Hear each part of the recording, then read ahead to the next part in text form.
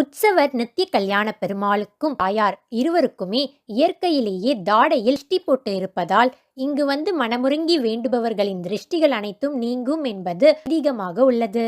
திருமண தடை இருக்கும் ஆண்களும் பெண்களும் இந்த தலத்திற்கு வந்து கல்யாண தீர்த்தத்தில் குளித்துவிட்டு தேங்காய், பழம், கஸ்தூரி மாலைகள் 2 மற்றும் வெற்றிலை பாக்குடன் கோவிலுக்கு சென்று பெருமாளை தரிசனம் செய்து அர்ச்சனை செய்ய வேண்டும்.